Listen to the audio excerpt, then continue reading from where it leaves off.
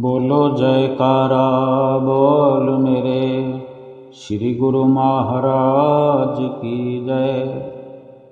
सभी गुरुमुख प्रेमियों से सप्रेम जय सच्चिदानंद। हमने बहुत कुछ समझा है जीवन में, समझते रहते हैं और समझते रहेंगे। बहुत सारी घटनाएं हमें देखने को मिलती है। हमारे जीवन में बहुत सारी घटनाएं होती हैं। हमारे मिलने जुलने वालों के साथ बहुत सारी घटनाएं, दुर्घटनाएं,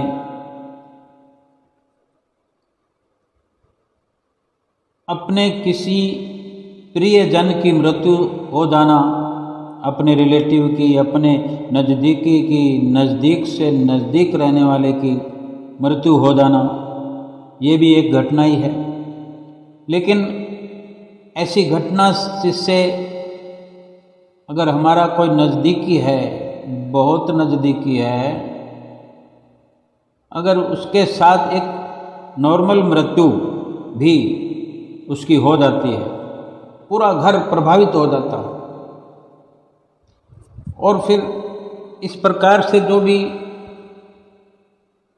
मिलने वाले, किसी का संदेश आता है या कोई मिलने आते हैं, जो भी बातचीत करते हैं, सभी एक प्रकार की बात कहते हैं कि भगवान दिवंगत आत्मा को शांति प्रदान करे।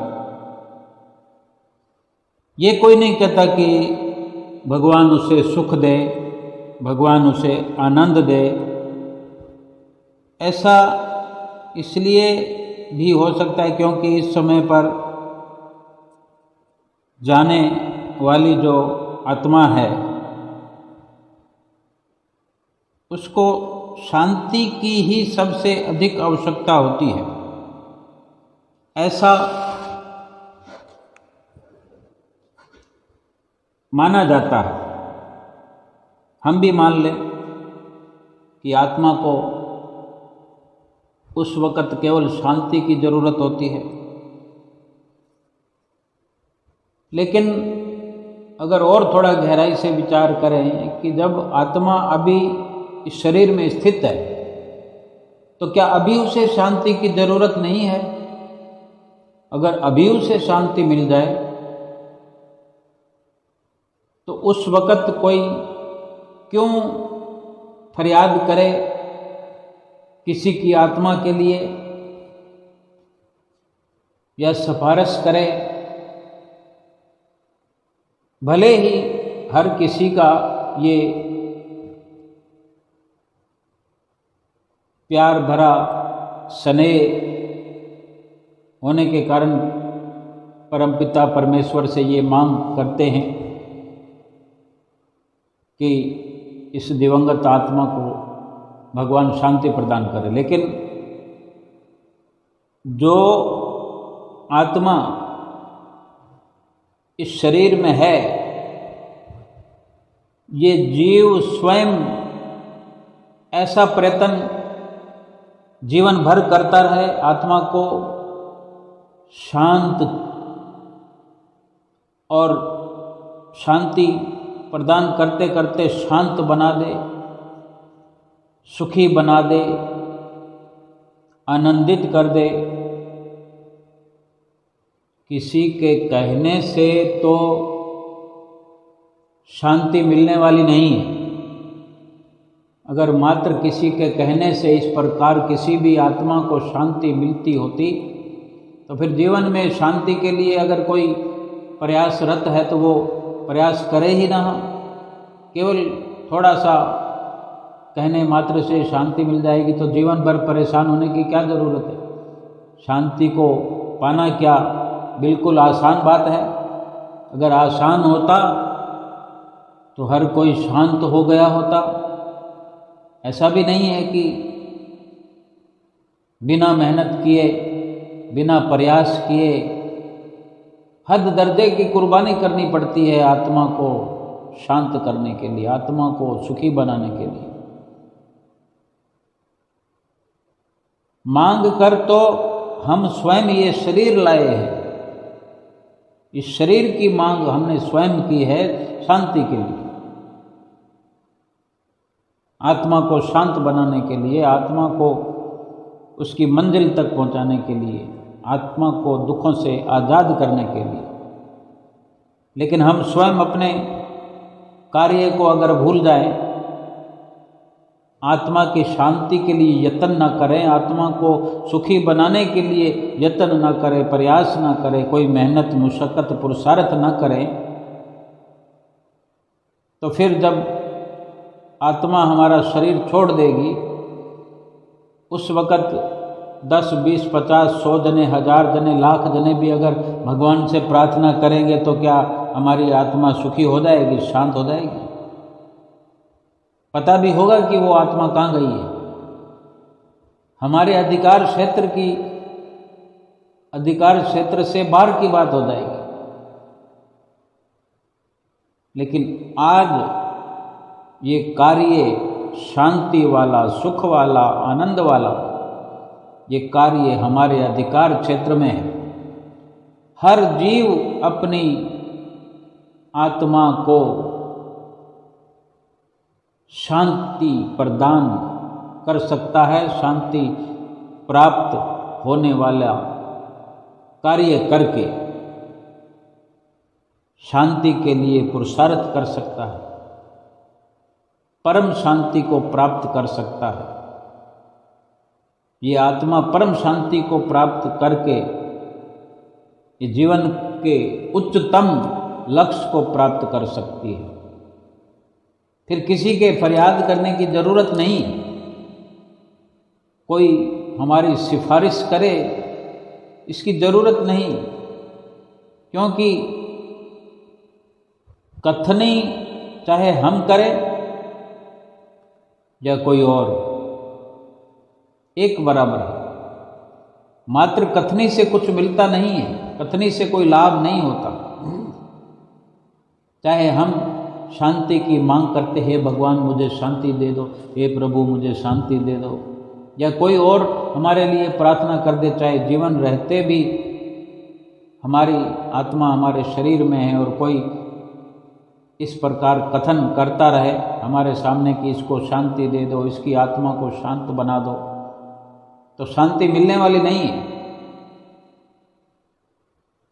और हम खुद चाहे फरियाद करते रहें तो शांति मिलने वाली नहीं है। रोटी करने से रोटी मिलती नहीं, रोटी मिल जाए तो खाए बिना भूख मिटती नहीं। ये शांति भी ऐसे ही है। लेकिन ये चलन है, हम एक प्रकार की ये चर्चा करते हैं, ये संसारिक चलन है।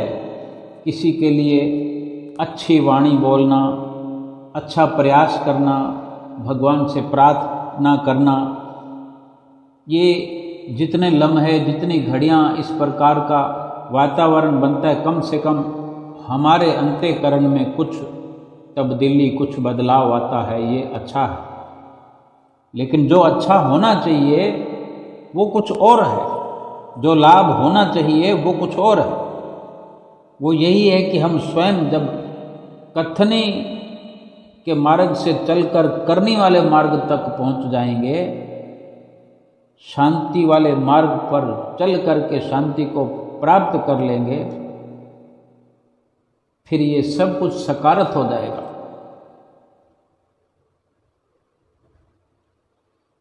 किसी की मृत्यु पर हम दुखी होते हैं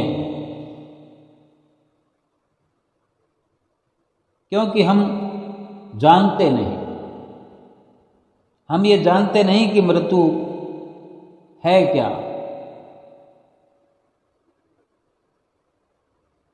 मृत्यु समझ सकते हैं कि एक नवीनीकरण कह सकते हैं, नवीनता, नवीनीकरण। जैसे किसी मकान को तोड़कर नया बनाया जाए, अगर किसी के मन में आ जाए कि मकान को तोड़कर बनाना है, भले ही कोई परेशानी ना हो, तोड़ने जैसा ना हो, लेकिन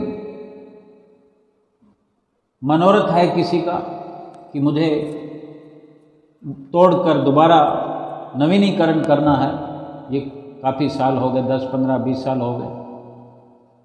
अब किसी के पास तो मकान की मरम्मत करने के लिए भी सुविधा नहीं है, वो तो नवीनीकरण नहीं कर सकता।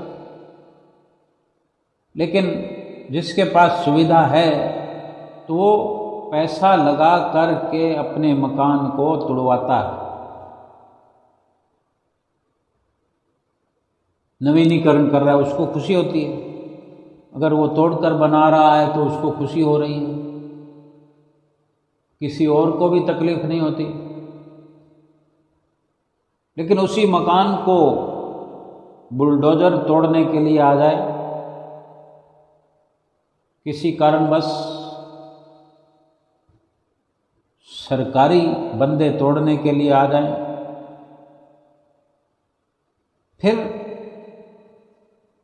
फिर कितना एक मजमा लग जाता है, एक भीड़ लग जाती है, अखबारों में छप जाता है, और उसी मकान को ना तोड़ने देने के लिए कितनी गुहार लगाई जाती है, दया की भीख मांगी जाती है, क्रोध किया जाता है, गिड़गिड़ाया जाता है, कई प्रकार से प्रयास किया जाता है कि मकान न तोड़ा जाए।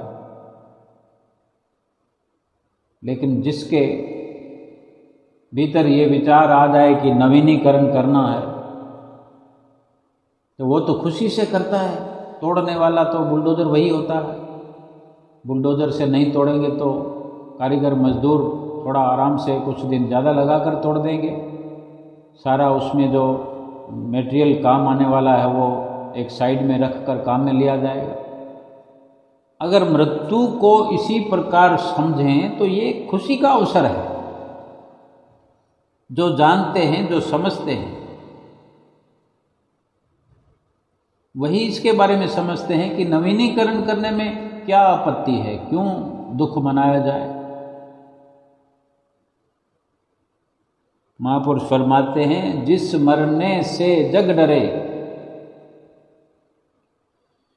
जिस मृत्यु से संसार डरता है, महापुरुष फरमाते हैं, जिस मरने से जग डरे मेरे मन आनंद,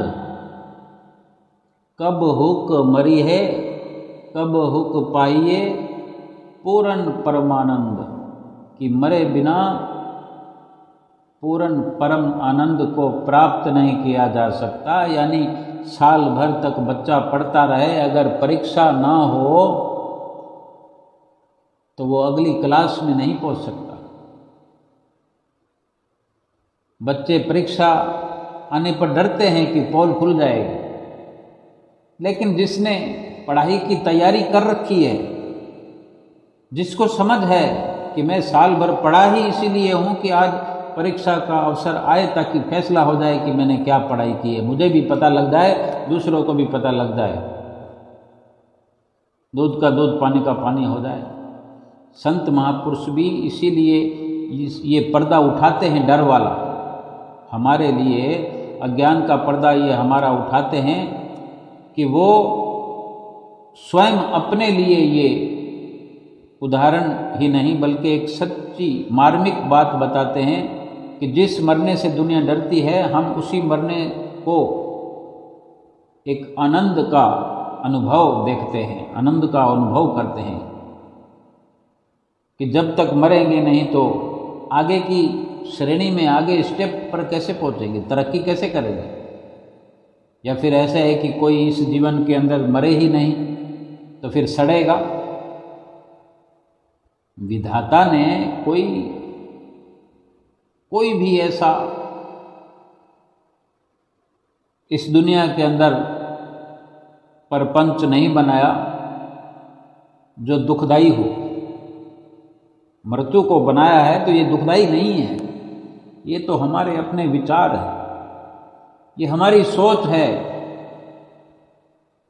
जीना तो चाहे 10 साल का हो, 20 साल का हो, 50 साल का हो, 100 साल का हो, 1000 साल का हो, अगर जीने से, जीवन से मोह है तो 100 साल जीने के उपरांत भी हम मरना नहीं चाहते। 1000 साल की उम्र हुआ करती थी तब भी लोग मरना नहीं चाहते थे। अगर संतों वाली विचारधारा को अब अपनाएं, अगर जीवन और मृत्यु की जो हम आकलन कर लें, जीवन और मृत्यु को समझ लें कि जीवन क्या है और मृत्यु क्या है, फिर तो मरने के लिए कोई डर नहीं रहेगा। जीवन कोई मोह का खेल नहीं है, कोई लोभ का ये स्थान नहीं है कि जीवन मिला है तो लोभ कर लो। धन इकट्ठा करने का ये स्रोत नहीं है जीवन। जीवन में एक लक्ष्य जो हमारा सबसे बड़ा है, सर्वोपरि जो कार्य है, वो जीवात्मा को शांति प्रदान करने का, संपूर्ण आनंद प्राप्त कराने का, सच्चा सुख प्राप्त कराने का ये अवसर है, ये मनुष्य जीवन।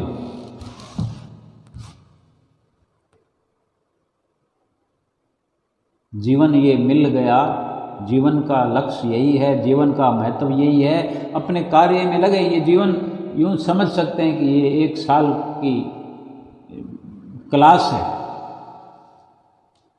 ये पूरा जीवन एक क्लास है और पूरा जीवन, चाहे हर किसी का जीवन, चाहे वो 20 साल का हो, 50 साल का हो, 100 साल का हो, लेकिन इसकी निश्चिंतता यही है कि अभी का अभी पर्चा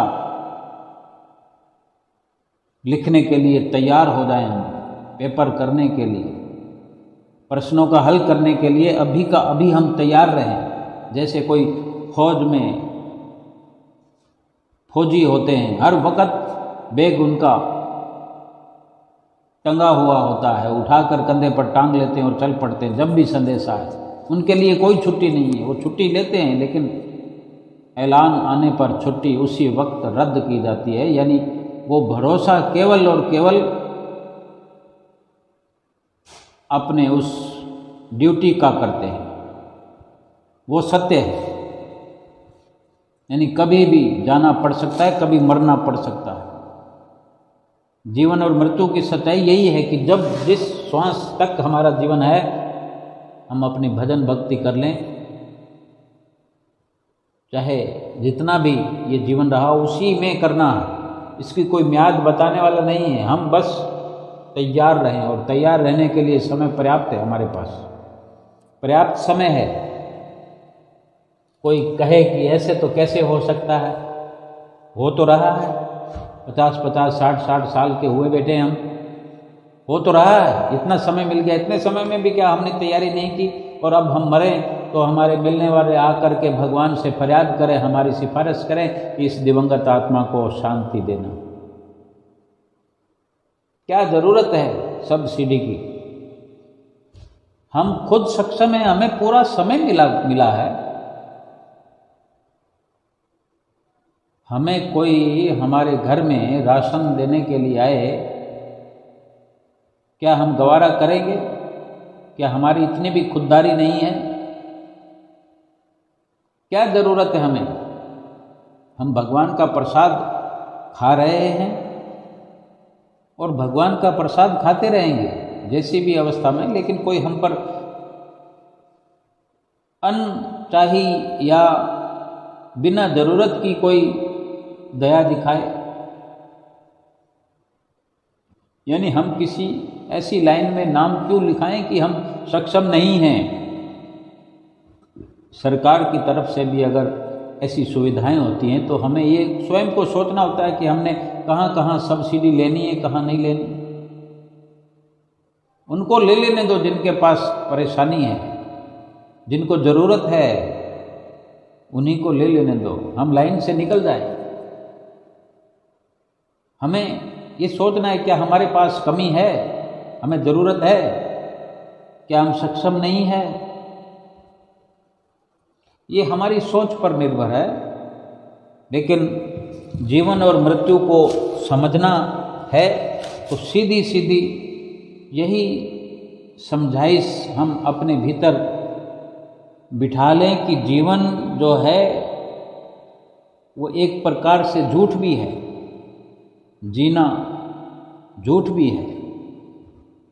और सत्य जो है वो मृत्यु है, क्योंकि जीवन के समय का पता नहीं है, लेकिन ये पता है कि मृत्यु तो आनी ही है। कभी भी किसी भी समय, किसी घड़ी में, किसी लम्हे में मृत्यु आ सकती है। अनजान बनकर ना बैठे, शांति वाला काम अभी का अभी करें, सुख वाला कार्य अभी का अभी करें। हम मोहताज नहीं हैं, भगवान ने हमें मोहताज करके भेजा नहीं है, कितनी दया करके भेजा है, कितना कुछ हमें देकर भेजा है। हमें यहाँ सब्सिडियों की ज़रूरत नहीं है। हम कहाँ दुनिया के अंदर ठगियों में लगे पड़े हैं। आत्मा को शांति नहीं है, फिर क्या प्राप्त करते रहे हैं? इतना समय हो गया, इतनी उम्र हो गई, क्या प्राप्त करते रहे? हमें शांति प्रदान नहीं हुई, यानी हम उस रास्ते पर गए ही नहीं, भगवान का भजन सुमरण किया ही नहीं, तो शांति कहाँ से मिलेगी?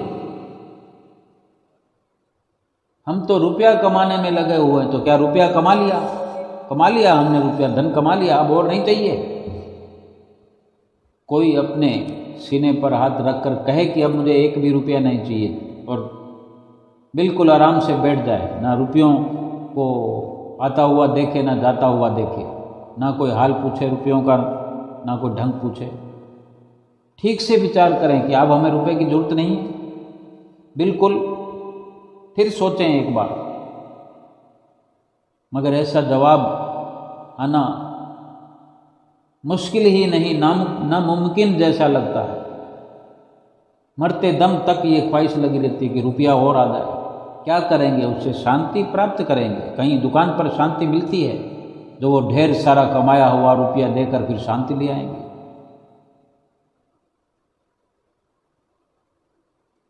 थोड़ा सा विचार करना है, चाहे ज़्यादा विचार करें, लेकिन असलियत तक पहुँचे तो सही। संत महापुरुष उसी जीवन और मृत्यु का भेद स्वयं भी समझते हैं और हमें भी बता देते हैं कि मृत्यु पर किस बात का रोना, ये तो नवीनीकरण है, ये नवीनता है। जैसे मकान को तोड़कर नया बना दिया तो उसमें रोने की क्या बात है? तो शरीर भी अगर चला गया तो क्यों सब रोते हैं? संतों महापुरुषों के अनुसार तो ये अज्ञानता है। अगर कोई, चलो एक उम्र की बात है कि कोई 40 साल की उम्र में जा रहा है, 50 साल की उम्र में जा रहा है, तो भी रोना पिटना तो होता है। 60 साल की उम्र में जाए तो भी रोना पिटता है, ज़्यादा रोना पिटता होता है, धाड़े मार मार के रोना पिटना होता है, क्योंकि बंदा कमा रहा था, चलता फिरता था। अगर वही बंदा चारपाई पे पड़ा हो, बेड पर पड़ा हो 2 साल से 4 साल से, फिर भी क्या इतना रोना पिटना होता है? वो पहले से ही आस लगाए होते हैं, किसी को कहते नहीं है बातें करते हुए, लेकिन भीतर ही भीतर ऐसे सोचते हैं कि अब ये छुटकारा पा ले तो ठीक है, अब ये बेचारा दुख पा रहा है, ये बेचारी दुख पा रही है। किसने कहा कि वो दुख पा रहा है? वो नहीं, हम दुख पा रहे हैं, हम सेवा नहीं कर पा रहे हैं, उसको देख नहीं पा रहे हैं, हम अपने नज़रिए से, अपने सोच से अपने जीवन को नहीं जी पा रहे हैं, उस पर ही सब कुछ लगता जा रहा है। तन लग रहा है, धन लग रहा है, मन लग रहा है, परेशान है, हम परेशान हैं, वो परेशान नहीं है। और वो परेशान हो तो भी क्या, अपने कर्मों को भोगेगा नहीं, कौन भोगेगा? और हम जो ऊपर लगे हुए हैं सेवादारी के लिए, ये भी तो हमारे कर्म हैं, हम अपना हिस्सा भोगेंगे, वो अपना हिस्सा भोगेगा। लेकिन आज अगर कह दिया जाता है कि भाई शांति सुख आत्मा को दिलाने के लिए आए हैं, तो इस काम में लग जाओ, तो फिर हमें समय नहीं है, हम तो धन कमा रहे हैं। सीधा सीधा कहते हैं कि हम काम ना करें, पैसा ना कमाएं, बाल बच्चों का लालन पालन ना करें, उनको स्कूल कॉलेज की व्यवस्था ना कराएं। फिर कौन कराएगा जब ये दुनिया छूट रही होगी, छूट जाएगी, जीवात्मा चल पड़ेगी, चली जाएगी, कहेगी भी नहीं कि मैं जा रही हूँ। जीवात्मा ने कहना भी नहीं है, कहाँ जाना है ये बताना भी नहीं है, लेकिन ये अपने जीवन चरित्र से हम स्वयं निर्धारित कर सकते हैं कि हमारी जीवात्मा कहाँ जाएगी। हर पढ़ने वाले बच्चे को पता होता है कि मेरे कितने नंबर आएंगे, मैं फेल हो जाऊंगा कि पास आऊँगा, कि थर्ड डिग्री मिलेगी, कि सेकंड डिवीज़न आएगी, कि फर्स्ट डिवीज़न आएगी, कि उससे भी अच्छी आएगी, कि या मेरिट में नाम आएगा। लगभग अगर फर्स्ट डिवीज़न की हमें पूरी उम्मीद है 100%, तो फर्स्ट डिवीज़न के नंबर कम या ज़्यादा हो सकते हैं। बाउंड्री लाइन तक अगर नंबर आ जाए, लेकिन फर्स्ट डिवीज़न तो आ गई ना, हमें पता होता है। हम ये सोच सकते हैं कि हम पास तो हो ही जाएंगे। अब पास चाहे मुश्किल से हो चाहे आसानी से हो, पूरे नंबर 33 नंबर होते हैं, जो भी होता है 100 में से उतने नंबर आ गए, पास हो गए, बस ये हमें पता था। पास होने में 40 नंबर भी पास के होते हैं, 33 नंबर भी पास के होते हैं, पास तो हो गए ना, अगली क्लास में चले गए ना। हमारी आत्मा कहाँ, लेकिन प्रयास ऐसा होना चाहिए कि पास वाली उम्मीद ना करें, आगे ऊंची उड़ान भरे और ऊंची नंबरों की क्वालिटी लाकर ऊंची कसौटी पर जाए, वो सबसे बढ़िया है। ये जीवन जब मिला ही जिस कार्य के लिए है, जैसे बच्चा केवल पढ़ाई करने के लिए जाता है, माता पिता देखो, माता पिता के पास रुपए हैं नहीं हैं, कोई सुविधा है नहीं है, माँ बाप देखो कैसी कैसी हालत के अंदर अपने बच्चों को पढ़ाते हैं। हमने स्वयं देखा हो, हमने स्वयं समझा है, हमारे माता पिता ने हमें कैसे पढ़ाया, कैसे स्कूल की वर्दियां दिलाई, हम सूटेड बूटेड होकर स्कूल जाते रहे, हमारे माता पिता दुख पाते रहे। आज हम इस जीवन में सतगुरु की शरण में पहुँच करके, उनसे नाम की बख्शिश हो गई, नाम लेकर के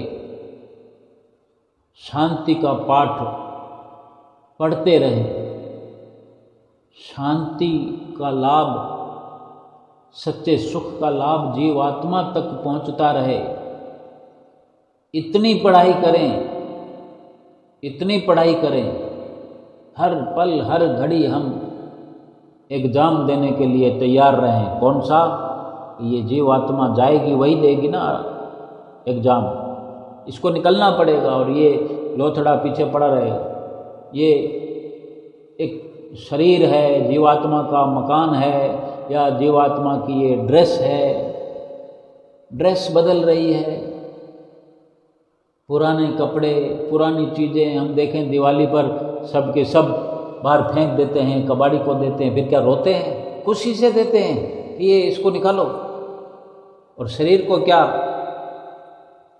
रखने के लिए हम तैयार होते हैं जब जीवात्मा निकल जाती है।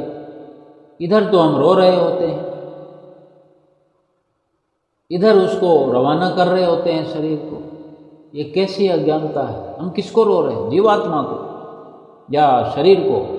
शरीर को रो रहे हैं तो हमारी मर्जी के बिना हमारे घर के किसी बंदे को कोई ले जा नहीं सकता।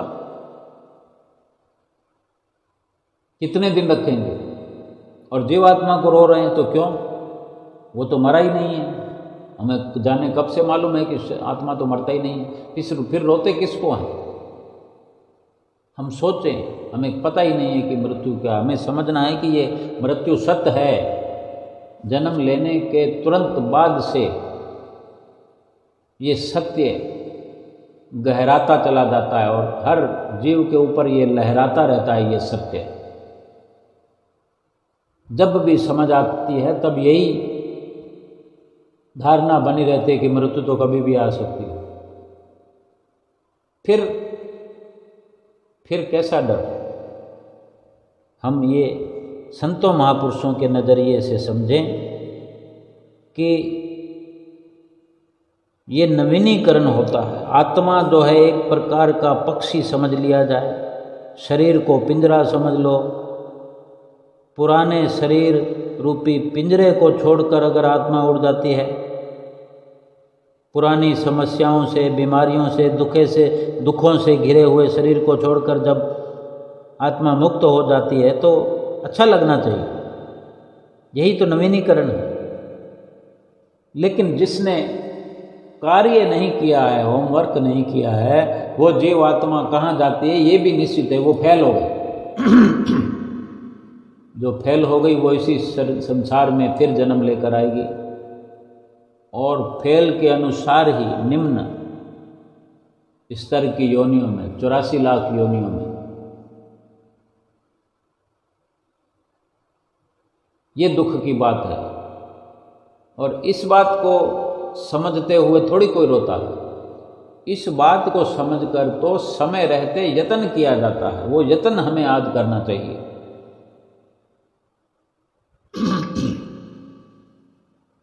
मृत्यु पुराने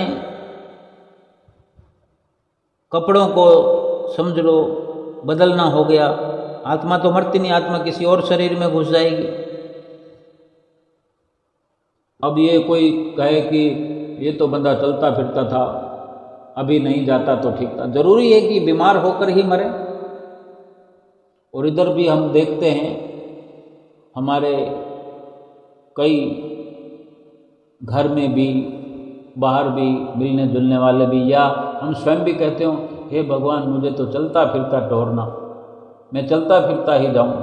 और जब चलता फिरता जाते तो फिर किस बात का फिर पछतावा है, किस बात की तकलीफ है?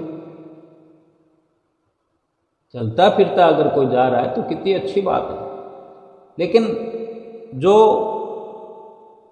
सबसे बड़ी परेशानी है या दुविधा है वो ये है कि हमें नाम का सुमरन कर करके हर घड़ी हर अवस्था के अंदर इतना अपने आप को परिपक्व करें कि कभी भी एग्जाम की घड़ी आए, यानी कभी भी ऐसा अवसर आए, खुशी से,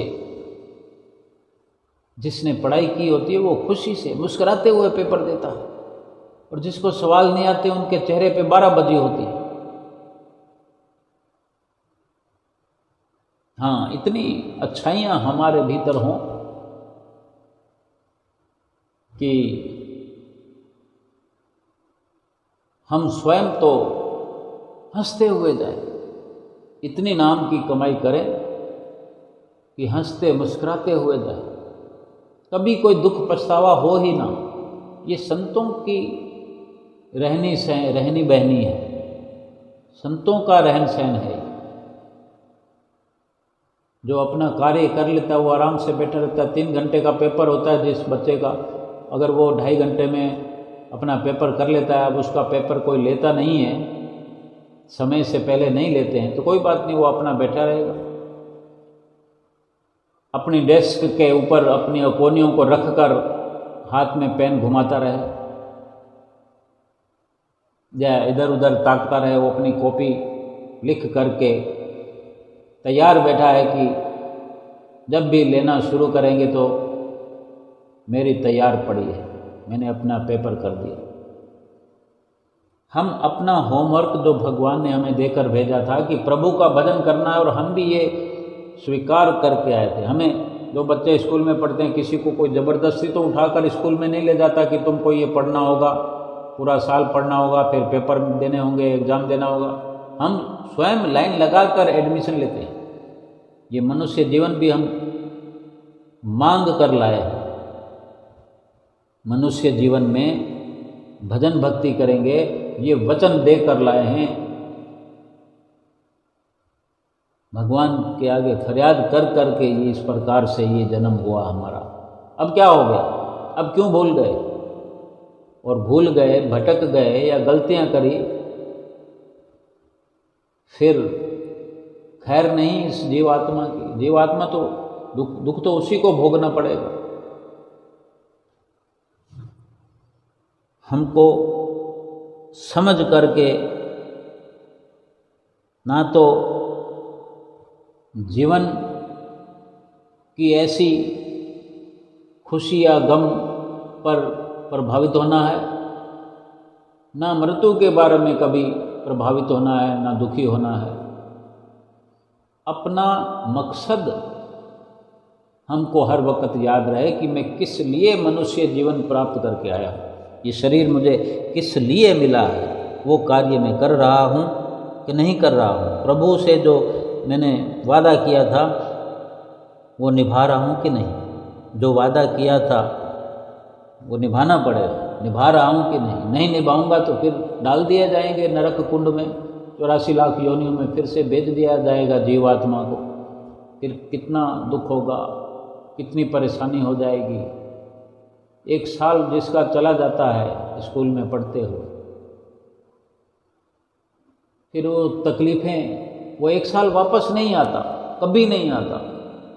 इसलिए संत महापुरुष कहते हैं ये जीवन अगर यूं ही चला गया फिर वापस नहीं आएगा। अभी जो मिला है ये यूं ही नहीं मिला,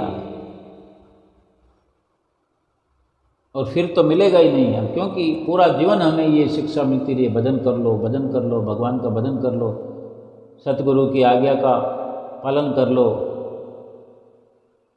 लेकिन हम खाने पीने में लगे हुए हैं, कमाने में लगे हुए हैं, रंग रलियाँ मनाने में लगे हुए हैं, ऐश परस्ती में लगे हुए हैं, मित्रता, कुटुंब परिवार बनाने में लगे हुए हैं। फिर क्या काम आएगा कुटुंब परिवार,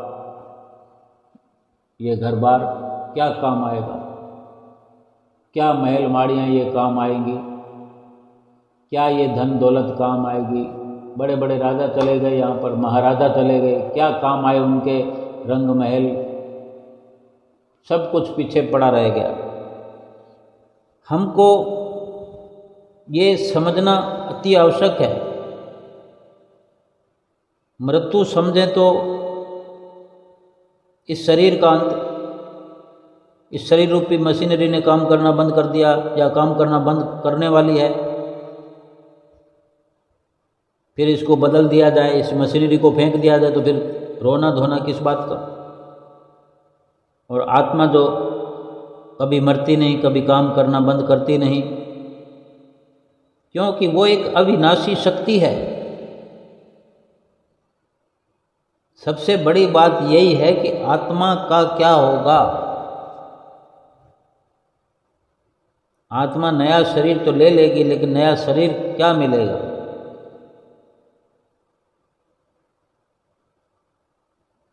कुछ नया मिले, लेकिन अगर इच्छा से ना मिले, अभी किसी ने कोई सूट लेना हो और सूट नाप हो 36 का और सूट मिल जाए 50 के नाप का, हैंगर पर लटका दिया जाएगा।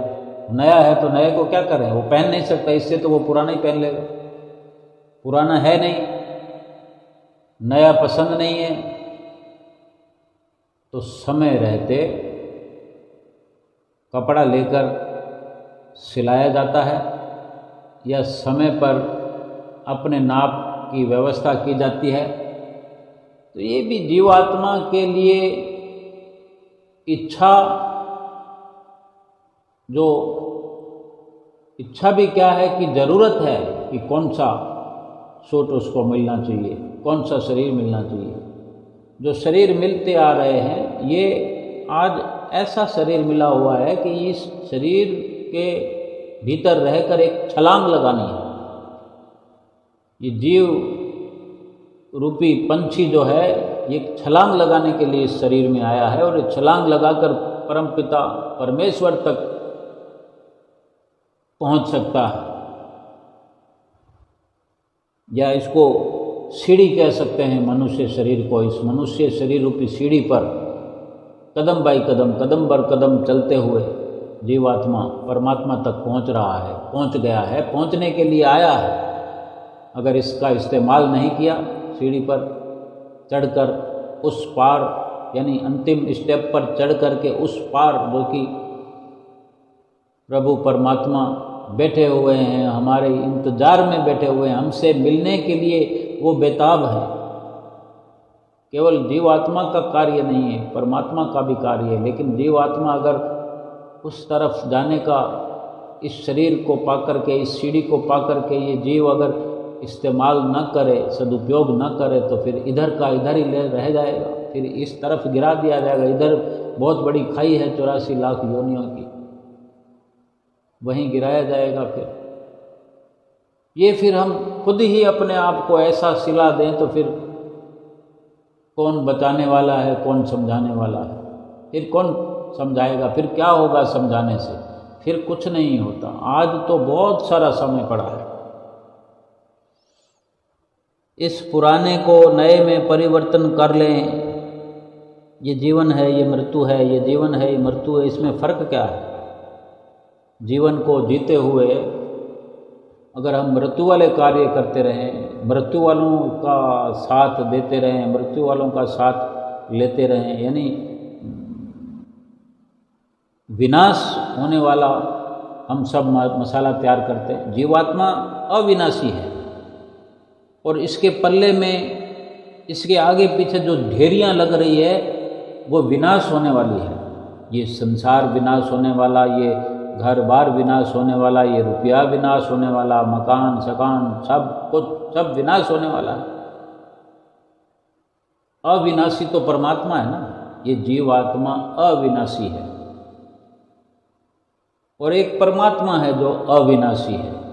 अविनाशी का अविनाशी से मेल करना है, उसके लिए सतगुरु की शरण हासिल करना जरूरी है इस जीवन में। सतगुरु की शरण मिल गई है तो सतगुरु की शरण मिल जाने पर, सतगुरु से नाम की दीक्षा शिक्षा मिल जाने के बाद, उनके जो नज़दीकी में जाने से जो युक्तियाँ वो सिखाते हैं, जो तरकीब सिखाते हैं, जो इस अवसर में लाभान्वित करने के लिए जो हमें हिदायत करते हैं, सभी कुछ वो सिखाते हैं। और वो सब कुछ सीख करके अविनाशी का अविनाशी से मेल कराते हैं। सब कुछ तो वही करते हैं और वही परमात्मा है। सतगुरु रूप परमात्मा मनुष्य का शरीर हमारे मिलने के लिए, परमात्मा से मिलाने के लिए वो हम जैसा शरीर धारण करके आए हैं कि वो अपनी सुंदर वाणी से हमें सुना सके और हमारी अबोध नादान सी वाणी सुन करके हम पर दया कर सके। कोई पक्षी क्या हमें समझा सकता है? कोई और योनि में कोई हो या परमात्मा परमेश्वर क्या हमने देखा है जो सीधा डायरेक्ट जाकर उससे मिल जाएंगे, एकाकार हो जाएंगे? भगवान को देखा है हमने? नहीं देखा। और जब देखेंगे तभी तो आत्मा का परमात्मा से मेल कराएंगे। सीधा उठा के उसमें पटक देंगे? हर चीज़ के लिए सीखने सिखाने का तरीका तो चाहिए ना। वो कौन सिखाएगा? इसीलिए तो सतगुरु रूप धारण करके आए हैं। वो भगवान ही हैं, भगवान से अलग नहीं है। वो जो भगवान से मिलाए वो भगवान ही है। वो अपनी मर्जी से, बल्कि हमारे लिए वो शरीर धारण करके आए, इस धराधाम पर अवतरित हुए। उनका दुख सुख कुछ नहीं है, उनका केवल यही लक्ष्य है कि हम जो बिछड़ी हुई रूहें हैं, उस अंशी परमात्मा की हम अंश हैं। इस अंश को उस अंशी से मिलाने के लिए उन्होंने एक ये रूप धारा है। हमें खबर ही नहीं है, हम मिलना चाहते ही नहीं हैं, तो फिर उनको कितना दुख होगा। कोई बेटा अगर माता पिता की बात नहीं मानेगा और दुखों वाले कार्य करेगा, खुद भी दुखी होगा, तो माता पिता को दुखी नहीं करेगा। जो बच्चे गलत संगत में पड़ जाते हैं तो उसके पिता को, माता पिता को खुशी होती है, कितना दुख होते हैं। सारी रात नींद नहीं आती उनको, सारी रात बेचैनी में गुजारते हैं, सारा दिन मेहनत मुशक्क़त करके अपने बच्चों को, और भी तो बच्चे होते हैं, लेकिन एक भी बच्चा गलत संगत में पड़ जाए कितना दुख होता है। ये संसारिक मिशन है, ये संसारी जदोजहद है, ये संसारिक, ये हम बात कर रहे हैं, ये संसारिक विचारधारा है कि वो आज नहीं तो कल लाइन पर आ जाएगा, थोड़ा नुकसान कर देगा, 1000 2000 2 4 5 लाख 10 लाख। हर पिता अपने बच्चों को उसका हिस्सा दे देता है, उसका हिस्सा दे देंगे। वो ज़्यादा अगर माता पिता का हिस्सा हड़पना चाहेगा, दूसरे भाइयों का हिस्सा हड़पना चाहेगा, तो माता पिता फिर अपने उस बच्चे को जायदाद से वंचित भी कर देते हैं, उसका नाम निकाल देते हैं कि इसके भले बुरे का मैं जिम्मेवार नहीं हूँ, क्योंकि दूसरे जो हमारे बच्चे हैं उनका जीवन थोड़ी खराब करना है। लेकिन ये परमपिता परमेश्वर हैं, परमपिता हैं, और हम कितना नुकसान करने जा रहे हैं। हमें जायदाद हमें दे दी है,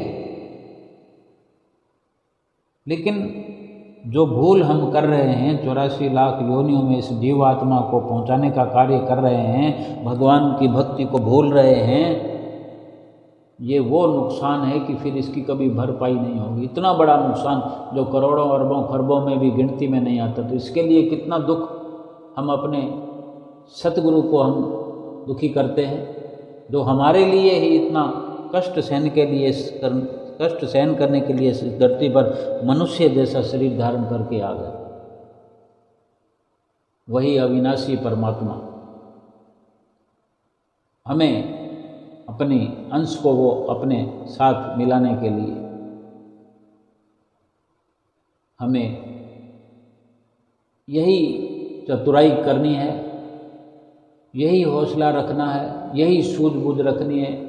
ना तो अपनी आत्मा को और दुखी करने के लिए कोई भी ऐसा काम करना है, बल्कि सतगुरु के बताए हुए रास्ते पर चल करके सतगुरु की आज्ञा में, सतगुरु की मौज में ढेर सारा सुमरन करना। ढेर सारा कितना? जी चाहे जितना, और जी इतना चाहे उसको इतना आदी बना दें, इतना आदी बना दें कि फिर मन करे कि बस भजन ही करते रहें। लेकिन ऐसा ना भी हो पाए तो सतगुरु ने एक सीमा बना दी है कि 2 घंटे तो करना ही करना।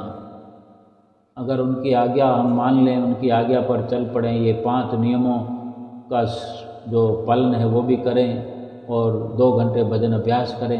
हम देखें तो सही करके कौन सा काल पड़ने वाला है, दुनिया का धन जो क्या घाटा होने वाला है कि वादा होने वाला है सुमरन करने से। हम यही समझते रहेंगे ज़िंदगी भर कि इतना सुमरन करेंगे तो फिर दुकानदारी कौन चलाएगा, घर परिवार कौन चलाएगा, सारी आफत 2 घंटे में ही आने वाली है। ये 2 घंटे भजन सुमरन करने से रुकावट करना ही हमारा लक्ष्य है। हमारा लक्ष्य 2 घंटे से ऊपर भजन सुमरन करने का होना चाहिए। अगर कुछ नुकसान होता है तो ये कौड़ियों का, दमड़ियों का, ये झूठ फूट के खजाने हैं, यूं ही ये बेकार हो जाएंगे। अगर बहुत अथाह है फिर क्या परवाह है, और अगर कुछ भी नहीं है तो वैसे भी कुछ नहीं है, तो ये तो सब हो जाएगा, भजन सुमरन तो हो जाएगा हमारे हिस्से में, ये तो कर लें। कुछ भी तो वैसे भी नहीं है, मर तो वैसे ही रहे हैं, लेकिन ये जिंदा होने का कार्य है, ये जीवात्मा को जिंदा करने का कार्य है। ये शरीर जिंदा हो जाएगा, सकारत हो जाएगा, इसका लेखा हो जाएगा कि शरीर के द्वारा भजन स्मरण किया गया। जल तो जाएगा, ये शरीर जल तो जाएगा, दफन तो हो जाएगा, लेकिन इसकी महिमा हो जाएगी। इसकी महिमा शास्त्रों में, वेदों ने, शास्त्रों ने नेति नेति कर गाई है कि ये 84 लाख योनियों से श्रेष्ठ शरीर है। इसकी सकार्थता को हम सिद्ध कर दें कि वास्तव में ये इतने लाभ का तन है, मनुष्य तन, इतने लाभ की वस्तु है ये। इससे जीव आत्मा परमात्मा से मिल सकती है, अपने अंशी से 84 लाख योनियों से बच सकती है। इतना बड़ा दुख, केवल 2 लाइनों में बात समाप्त हो जाती है कि 84 लाख योनियों से बच गए। एक योनि से बचने के लिए पहाड़ों जैसे दुख सहन करने पड़ते हैं। यानी इस मनुष्य जीवन की बात करें तो, जबकि मनुष्य जीवन में ये मनुष्य सक्षम है, बोल सकता है, कह सकता है, सब कुछ कर सकता है। 84 लाख योनियों का एक भी जीवन, एक भी शरीर मनुष्य शरीर जैसा जीवन भोग सकता है। गली में हम देखते हैं कितने जीव जंतु कुत्ते बिल्ले फिरते हैं, कितने लठ खाने पड़ते हैं, गाय हो, बैल हो, बाहर फिरते हुए, गधे हों, घोड़े हों, अपने दुख को बयान नहीं कर सकते। पानी मांग नहीं सकते, खाना मांग नहीं सकते, झेलते रहते हैं, झेलते रहे, दुखों के अंबार लगे हुए हैं। किसी की मर्जी आई तो तू करके खिला दिया, किसी की मर्जी आई तो लठ बरसा दिया। ये जीवन भोगना पड़ेगा फिर। और कितने, 84 नहीं, 8400 नहीं, 84,000 नहीं, 84 लाख योनियाँ ऐसी भोगनी पड़ेगी। मस्खरी नहीं है। केवल सोचकर भी पूरे शरीर में कपकपी हो जाती है। इसकी गहराई को समझते हुए सतगुरु की जो भी हमें हिदायत है, नसीहत है, अपने सिर पर ऐसे धारण करें कि हमारे सतगुरु की प्रसन्नता बरसने लगे। और सतगुरु हमारे प्रसन्न हो गए तो हमारी जीवात्मा को काल हाथ भी नहीं लगा सकता, यमराज छू नहीं सकता।